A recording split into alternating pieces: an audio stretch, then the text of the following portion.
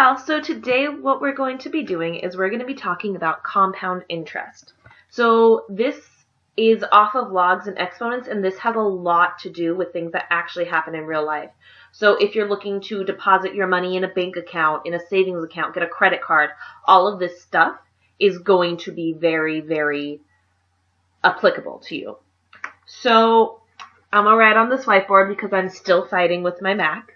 So we're going to start with the compound interest formula, which is A equals P times 1 plus R over N to the NT. So there's a lot going on here because there's a lot of different variables. So we're going to talk about what each of these things are. So your A is the amount at the end. So this is the amount of money you end up with at the end. Your P is your principal. Probably spelled it wrong. Let me live. Or your initial value.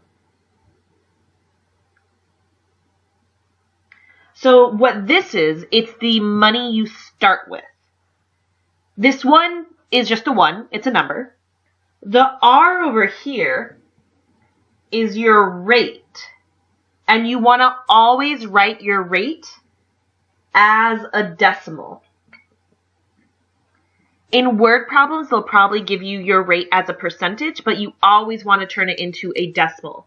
And how you do that is you divide by 100.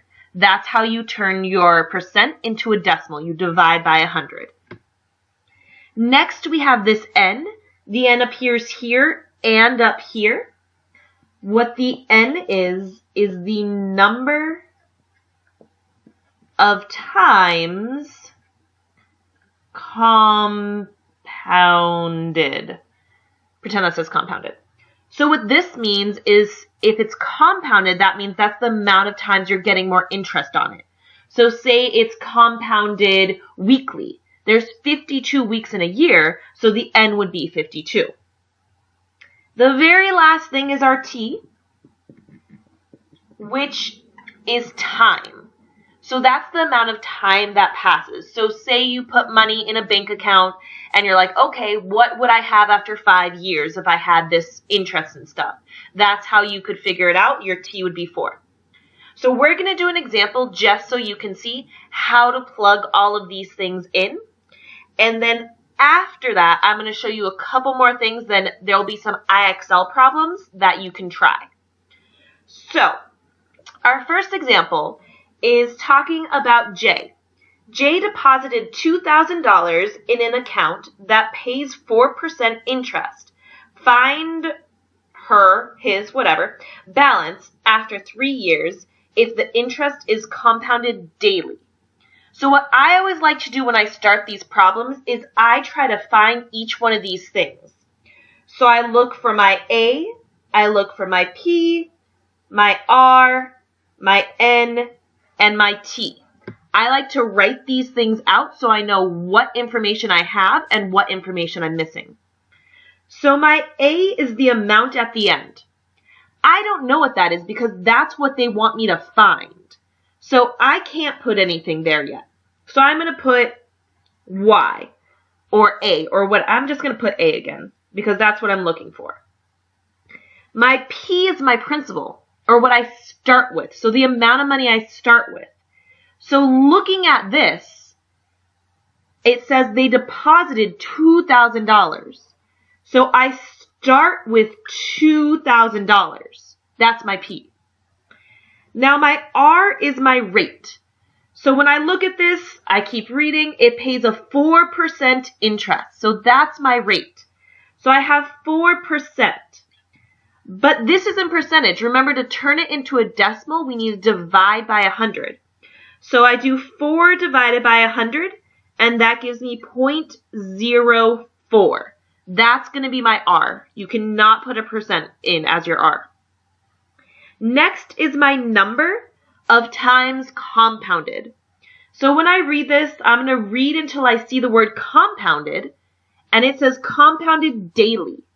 So what I need to think about is how many days are in a year. And there's 365, don't include this year with the leap year. So there's the N is going to be 365 because there's normally 365 days in a year. The very last one is the time. And we want to look back, and this says after 3 years.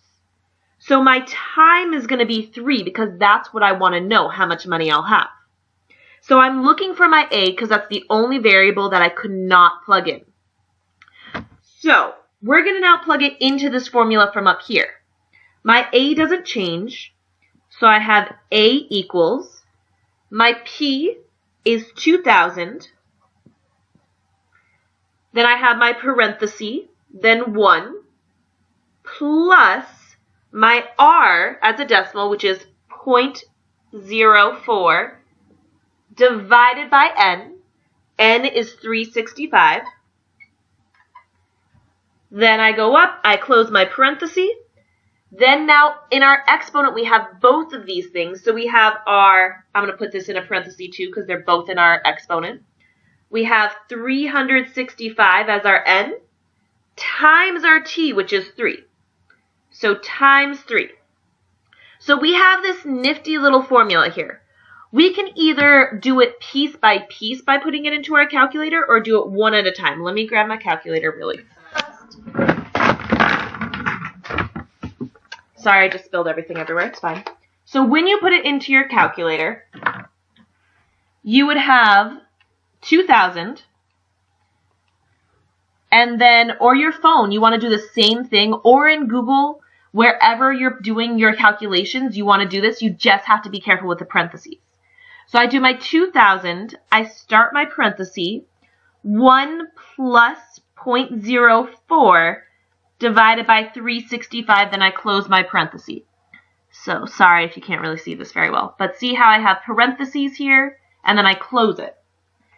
Then I do my little caret, and I start my parenthesis again before doing 365 times 3, then I end my parenthesis. So it looks something like this, if you can see it. So now I press enter, and it gives me my answer. So the answer it gives me is 2254.9788. I've been telling you to do things to, that should be a 5, to 4 decimal places. But in this case, it's asking us for money. So money, we can only go to the pennies. But we can round this because there's an 8 afterwards. So my answer, so after 3 years, you want to make sure you have units, and we're talking in money. I'm going to have $2,254.98. So that's an example of how you do something like this. I'm going to put some more examples for you to practice on IXL.